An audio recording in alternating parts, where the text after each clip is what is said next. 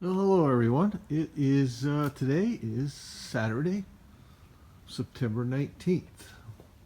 Welcome back to the Blue Heinz Garage. Well, we've been chasing our tail on this thing now for, I don't know, another week or two since my last video. Uh, Played with all kinds of different carburetor combinations, trying to get that nasty stumble out of the motor. And so far not very successful. There's some improvement, but I'm at a point now where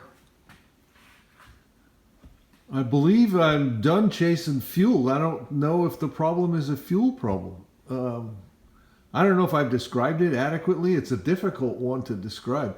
When you let the clutch out to get the car moving, it wants to fall on its face. It wants to like die.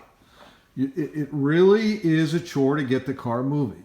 And I know the gears aren't correct for a stick shift car. It's got automatic transmission freeway gears in the rear end. It's got 308s in the rear end. And the transmission is a Borg Warner T10 from a 60 Corvette, I understand. I don't know what the first gear ratio is in that transmission, and that's another one of our problems. While that transmission was rebuilt, when the motor was put together 35 years ago, it's never been in a car since then.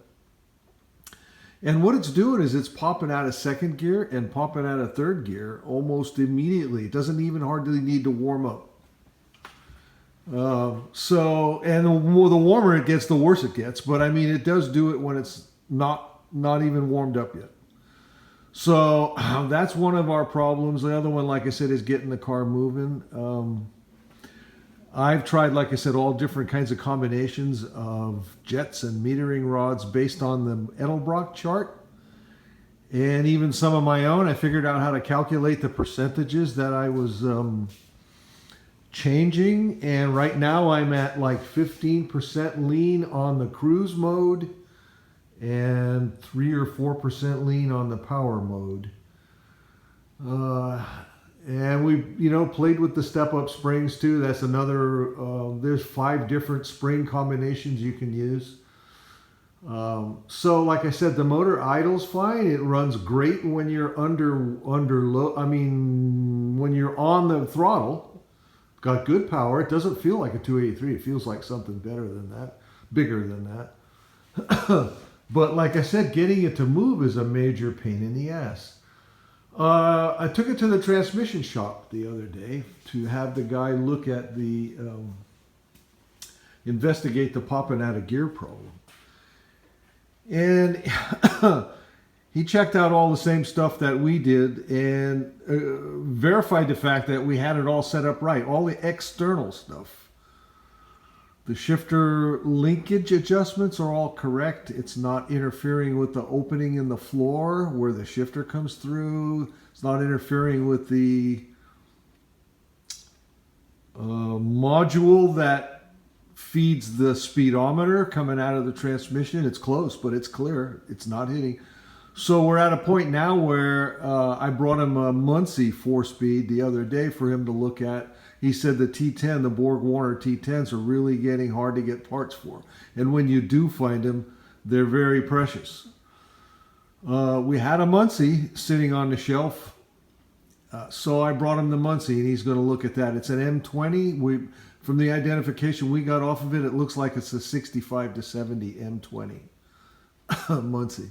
We're hoping that the shifter that we have here can be made to work. He's looking into it right now. He's going to take it apart and see whether it needs bearings and seals or gears. I think it's in good shape. My son had that transmission in a 65 Nova with a 327 in it.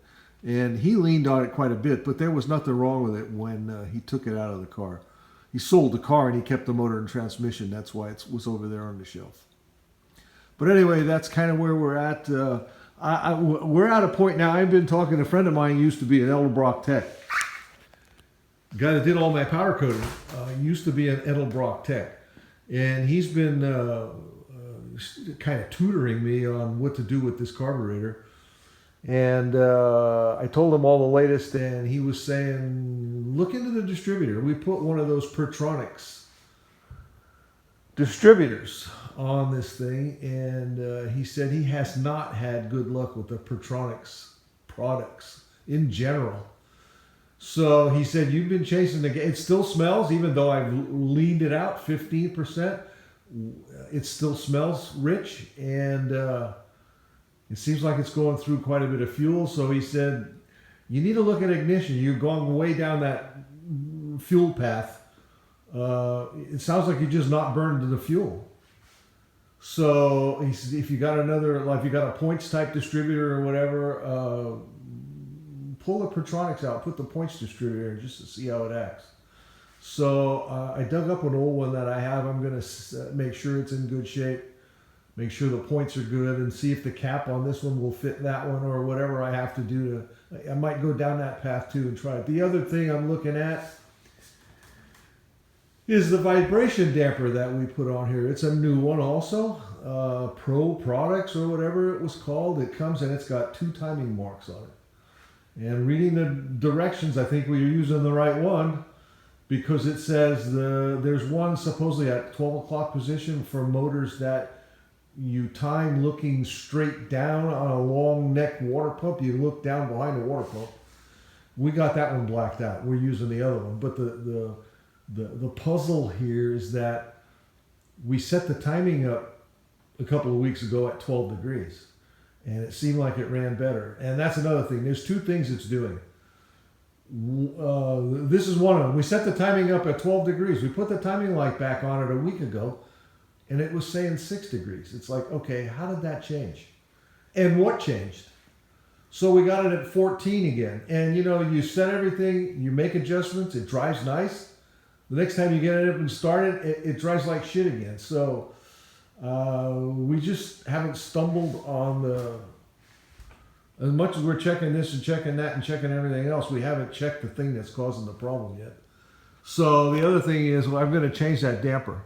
I ordered a new one that, what is it? Fluid Master or something like that. It has 0 to 50 degrees in timing marks, and then it's marked every 90 degrees.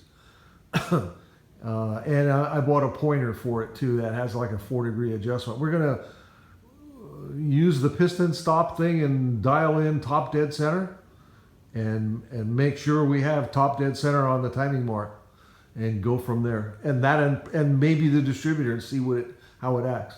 And the other thing is, I just ordered a new rear end for it too.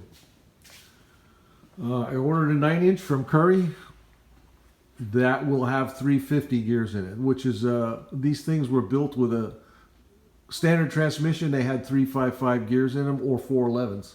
I think the 6 cylinders had 411s. The V8s had 355s. Ford doesn't make a 355, they make a 350, so I ordered one of those, and we're going to change the rear end. So that'll be actually another upgrade. We were planning on maybe doing that down the road, but the gears are wrong, so that will correct the gear problem. The transmission we're using, I believe, is a 2.54 first gear ratio. So that and the rear end gears ought to make a difference, make it easier to move the car. But I don't think the motor's right. I think there's a problem with the motor. Anyway, I've been going on here long enough. For all of you that are still watching, are patient and still watching, thanks for watching. I'd love to hear comments if you're interested, and hit the like button if you don't mind. Thanks for watching. As always, more later. Bye.